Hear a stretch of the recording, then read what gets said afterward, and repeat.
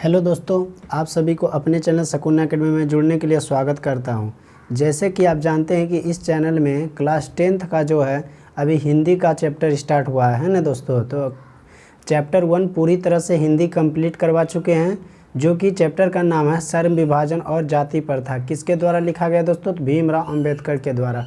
इसका जितना भी क्वेश्चन था सारा क्वेश्चन करवा दिया गया है। जो प्रीवियस ईयर क्वेश्चन पूछा गया था और कब पूछा गया था ये भी आप लोगों को अच्छी तरह से पता है, क्योंकि हम जो है बता चुके हैं दोस्तों। तो उम्मीद करते हैं कि आप अच्छी तरह से चैप्टर 1 को कंप्लीट कर लिए होंगे। उसके बाद जो है इसका जितना भी चैप्टर 1 का ऑब्जेक्टिव था ऑब्जेक्टिव भी मैंने करवाया है। और एक बात, अब जो है इसका टेस्ट होने वाला है बहुत जल्द ही दोस्तों चैप्टर 1 का, तो आप सब टेस्ट देना ना भूलें। आज जो है चैप्टर 2 लेके आए हैं जी दोस्तों, चैप्टर 2 जिसका नाम क्या है? 20 के दांत। लेखक कौन है? नलिन बिलोचन शर्मा। तो ये चैप्टर आज स्टार्ट होगा दोस्तों। और यदि आप नए हैं तो इस चैनल को सब्सक्राइब कीजिए, लाइक कीजिए और शेयर करना ना भूलिए दोस्तों। आप जितना सपोर्ट कीजिएगा उतना ही हमें आनंद आएगी दोस्तों। तो चलते हैं, आज का मोटिवेशन देखते हैं दोस्तों क्या है। तो दिया है, यूं ज़मीन पर बैठ क्यों, यूं ज़मीन पर बैठ क्यों आसमान देखता है, खोल पंखों को ये जवाना उड़ान देखता है दोस्तों। आपका जो है रिजल्ट में यदि कोई भी चीज़ का यदि बाधा आता है तो आपको वो नहीं देखेगा दोस्तों कि क्या आप काम कर रहे थे, क्या झेल रहे थे। आप सब सिर्फ घर में जो है मतलब रिजल्ट से, इसलिए आप सब यदि ध्यान नहीं दे रहे हैं तो अभी भी कुछ टाइम नहीं गया है, अभी भी आप अच्छी तरह से तैयारी कर सकते हैं और अधिक से अधिक मार्क्स ला सकते हैं दोस्तों। और यदि आप इस चैनल से अभी से एग्ज़ाम तक जुड़े रहते हैं तो आपको बहुत महत्वपूर्ण साबित होगा दोस्तों। एक एक करके हर चैप्टर का हर सब्जेक्ट करवाया जाएगा दोस्तों। उसके बाद ऑब्जेक्टिव हो या बहुत जल्द क्वेश्चन बैंक भी स्टार्ट करने वाले हैं दोस्तों। तो आप लोग इस चैनल को अवश्य सब्सक्राइब कीजिए दोस्तों, क्योंकि सब्सक्राइब करने से इसलिए बोलते हैं क्योंकि सब्सक्राइब करने से दोस्तों ये होता है कि जब भी वीडियो अपलोड करूँगा तो नोटिफिकेशन सबसे पहले दोस्तों आपके पास जाएगा, इसलिए। और यदि आप टेलीग्राम चैनल पे नहीं जुड़े हैं तो शकुन एकेडमी ऑफिशियल टेलीग्राम चैनल है, जो कि आप अवश्य जुड़ने से ये फ़ायदा होगा कि जितना भी पीडीएफ है दोस्तों सारा पीडीएफ उसमें अपलोड कर दिया जाता है। और वही पीडीएफ को आप सब एक नोट्स बनाइए अपने से और उसी में सारा पीडीएफ को क्या कीजिए, नोट करते जाइए। और एग्ज़ाम से पहले आप एक तरह अच्छी तरह से एक बार रिवीजन कर लीजिए दोस्तों और आप एग्ज़ाम देने जाइए। तो उम्मीद करते हैं कि आप सब जो है इतना काम अवश्य करेंगे। तो चलते हैं, आज का क्या है। तो ये चैप्टर 2 का क्लास 1 है दोस्तों।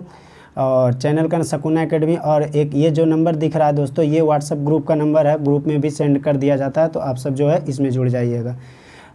इसके जो है डिस्क्रिप्शन के नीचे जो है लिंक दिया हुआ, आप सब अवश्य जुड़े। चलते हैं, तो आज का क्या देख लेते हैं।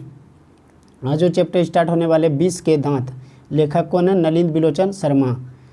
ठीक है, तो लेखक का सबसे पहले परिचय जानते हैं कि लेखक का परिचय क्या है। तो लेखक का नाम जो है नलिन बिलोचन शर्मा जी है, नलिन बिलोचन शर्मा है ना दोस्तों। चलते हैं, इसका जन्म जो हुआ था कब हुआ था? तो 18 फरवरी 1916 ईस्वी में हुआ था। 18 फरवरी 1916 ईस्वी में हुआ था। किसका? नलिन बिलोचन शर्मा का जन्म।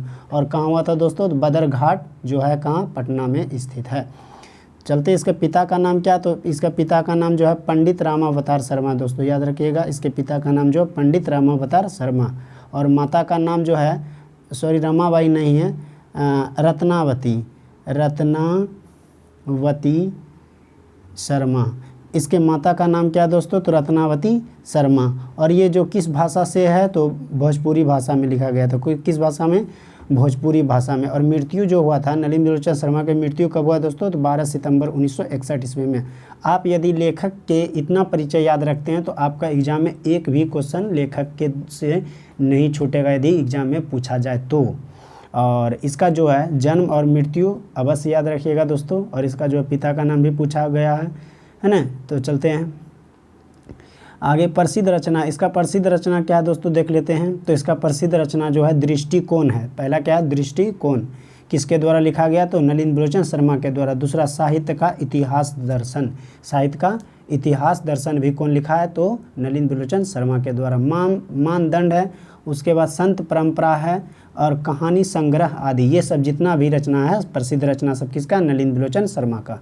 अब जो आते हैं 20 के दांत कहानी का, इसका सारांश समझ लेते हैं दोस्तों। और ये जो सारांश इम्पोर्टेंट है क्योंकि ये भी प्रीवियस ईयर क्वेश्चन पूछ चुका है दोस्तों।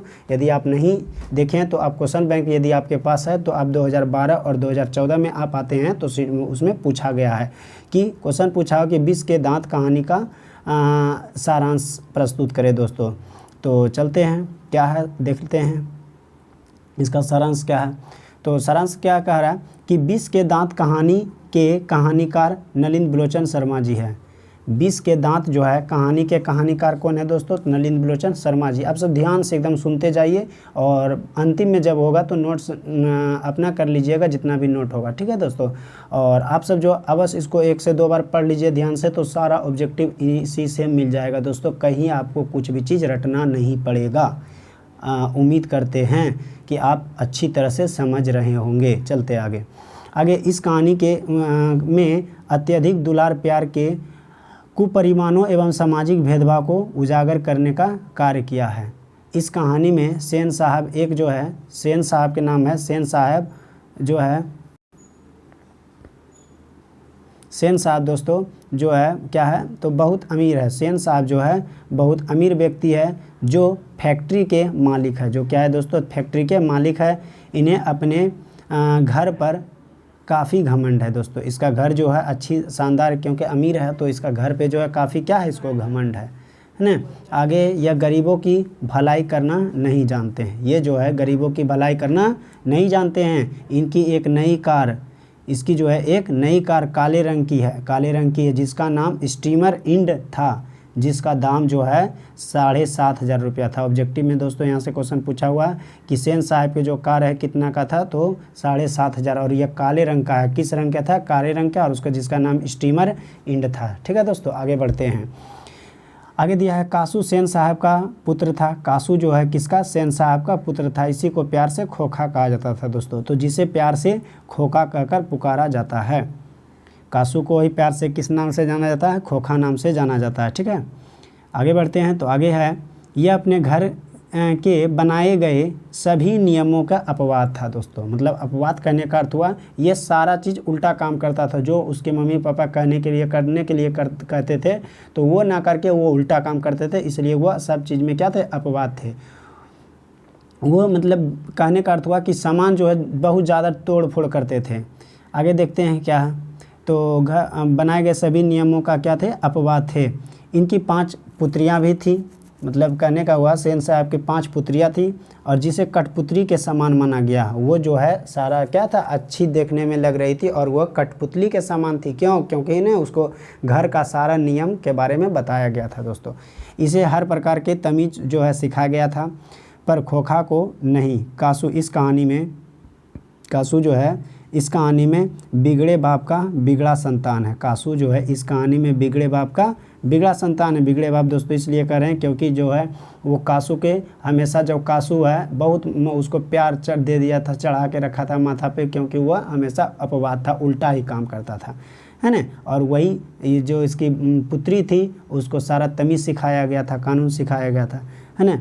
आगे है क्या है कि यह एक जिद्दी लड़का था, जो उसके मन में आता है वही करता था। जो उसका मन में आता था दोस्तों वही करता था। वह पिता के जैसा अहंकारी था। कौन? कासू, है ना। उसके हर गलती में माता पिता का खुशी होती थी। मतलब उसका कोई भी गलती होता था तो उसके माता पिता को क्या होती थी? खुशी होती है। अब किस बात की खुशी होती है आगे देखते हैं, क्योंकि उसके माता पिता जो है उसे इंजीनियर बनाना चाहते थे दोस्तों, इसलिए कि मेरा बेटा जो है आगे चलकर इंजीनियर बनेगा। यदि कोई भी तोड़ फोड़ करता था तो उसको लगता था, उसके माता और पिता को, कि ये जो है तोड़ फोड़ इसलिए कर रहा है क्योंकि इसके अंदर से सामान खोजने का प्रयास कर रहा है कि कैसे जुड़ा हुआ है, क्या जुड़ा हुआ है ना, कैसे तार जोड़ा गया है। मतलब इंजीनियर का सारा गुण उसमें उसको माता पिता को लग रहा था, है ना। आगे नेक्स्ट देखते हैं आगे क्या है। तो इस कहानी में मदन और गरीब पिता गिरधर लाल, एक इस कहानी में जो पात्र भूमिका निभा रही मदन है, और उसके पिता का नाम क्या था? गिरधर लाल, जो गरीब था, है ना। गरीब का बेटा है जो बहुत ही ईमानदारी और स्वाभिमानी था। कौन? मदन जो है वो क्या थे? ईमानदार थे और वो स्वाभिमानी भी थे। एक समय की बात है कि जब मदन कार को छूना चाहता था, सेन साहब के यहाँ जो है गिरधर लाल काम करते थे, तो कभी गया होगा तो कार छूने का प्रयास किया होगा, ठीक है। कार छुआ होगा, कोई भी बच्चा देखते हैं, बच्चा है तो किस सामान देखता है तो छूने मन करता ही है। तो वही चीज़ है कि एक समय की बात है कि जब मदन कार को छूना चाहता था तो उसी समय सेन साहब के ड्राइवर का नाम दोस्तों सोफर था, याद रखिएगा, सोफर, ठीक है, ने धक्का मार दिया और वह सड़क पर गिर गया। कौन? मदन गिर गया सड़क पर। क्यों? कौन धक्का मारा? तो सोफर ने मारा, जो उसका ड्राइवर था, है ना, जिसके संदर्भ में पैर से खून निकलने लगा। किसका? मदन का पैर से क्या निकलने लगा? खून निकलने लगा। और इस प्रकार झूठा आरोप लगाकर मदन की पिटाई करवा दी जाती। किसको? मदन को है झूठ के बता दिया कि ये कार में चीख रहा था, तोड़फोड़ कर रहा था, इसलिए उसका क्या करने लगा? पिटाई करवा दी। अर्थात इस कहानी में जब कोई किसी की शरण में रहता है, मतलब कहने का अर्थ हुआ कि कोई भी गरीब जो है अमीर के शरण में रहता है तो क्या है, तो वह किसी गरीब के साथ नहीं देता है, मतलब वो कभी किसी गरीब के साथ नहीं देता है। यदि गलत भी कर रहा है तो बोलेगा कि सही है ना।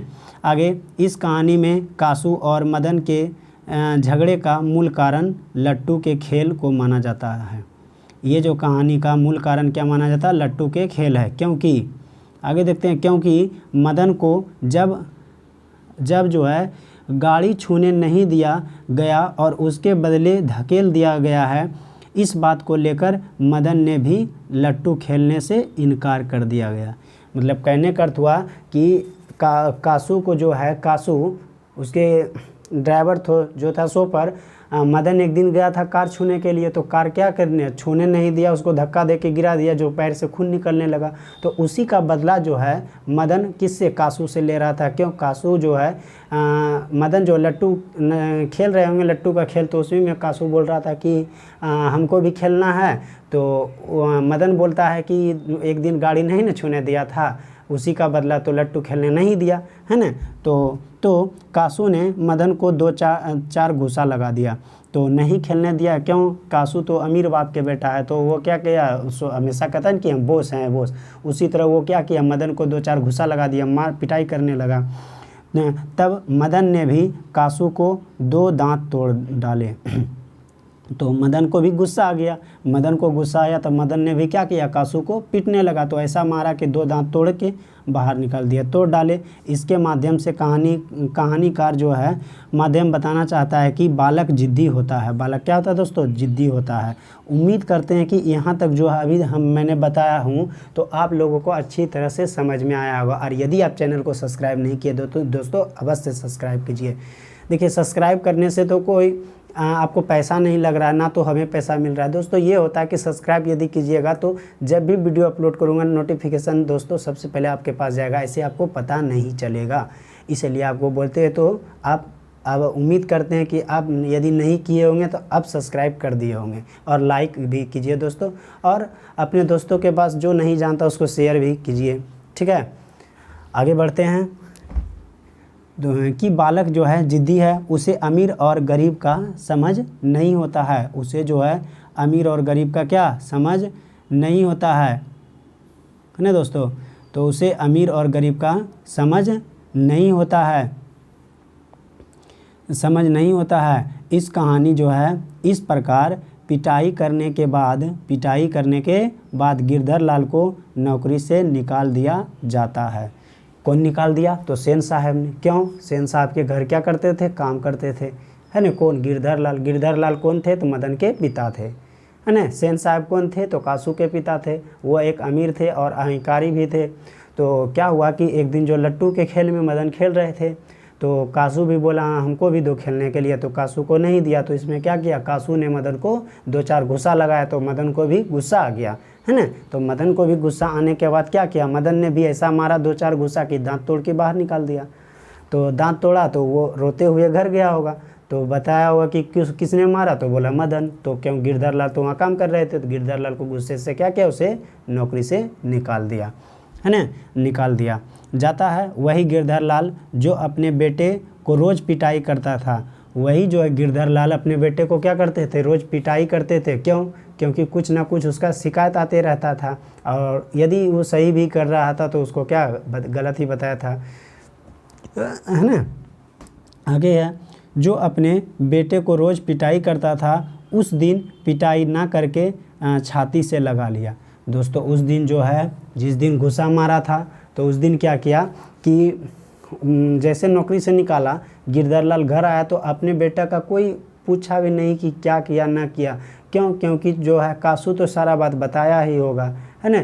तो मदन को, गिरधरलाल को हमेशा पता था कि जो भी कर रहा है वो सही ही करता है, गलत नहीं करता है। लेकिन क्या करे सेन साहब के जो मजबूरी, क्योंकि गिरधरलाल को पैसा तो भी चाहिए, क्योंकि उसका पैसा से ये गिरधरलाल का घर चल रहा है, तो कैसे कुछ बोल सकता था उसके सामने। इसलिए जो है उन्होंने नौकरी जब छोड़ा तो उसको पूरी तरह से जो पता चल गया कि हम ही सही थे, क्या करेगा। लेकिन मजबूरन आज देखिए तो थोड़ा सा झगड़ा नहीं हुआ, बच्चा में झगड़ा हुआ, और क्या गार्जियन पे डिपेंड झगड़ा होने स्टार्ट हो गया, है ना। तो पिटाई करता था, उस दिन पिटाई ना करके छाती से लगा लिया और शाबाशी देते हुए कहा कि आज तुमने अपने पिता और अपने अपमान का बदला ले लिया है। उसको पिता को भी लग रहा था, तो उसका पिता क्या कहता मदन को, है ना, कि आज जो है तुमने मेरा, शाबाशी देते हुए कहा कि आज तुमने मेरे अपने पिता और जो है अपने अपमान का बदला ले लिया। कौन? मदन कह रहा है, सॉरी गिरधरलाल कह रहा है। किसको? मदन को, है ना।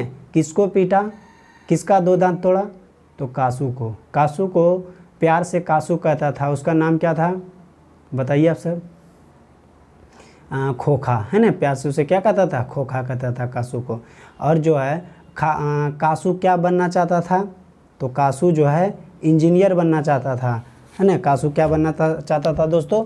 इंजीनियर बनना चाहता था। और कुछ आपसे क्वेश्चन पूछते हैं, आप सब इसका जवाब जो अभी यदि आप ध्यान से समझे होंगे तो आप अवश्य इसका क्वेश्चन का आंसर दीजिएगा, है ना। खोखा खोखी जो किस भाषा का शब्द है? तो ये बांग्ला भाषा का शब्द है, याद रखिएगा। अच्छा, सोफर शब्द का अर्थ क्या होता है? तो सोफर शब्द का अर्थ जो होता है दोस्तों क्या होता है? ड्राइवर होता है ना। तो आप याद रखिएगा, सोफर जो है, सोफर शब्द का अर्थ क्या होता है? तो उसका अर्थ जो होता है ड्राइवर होता है, ड्राइवर होता है, ठीक है। आप उम्मीद करते हैं आप दोस्तों समझ रहे होंगे। सोफर का अर्थ क्या होता है? ड्राइवर होता है। आगे यदि फिर क्वेश्चन आपसे पूछ दे कि सेन साहब अपने पुत्र जो है को बनाना क्या चाहते थे? सेन साहब अपने पुत्र को क्या बनाना चाहते थे?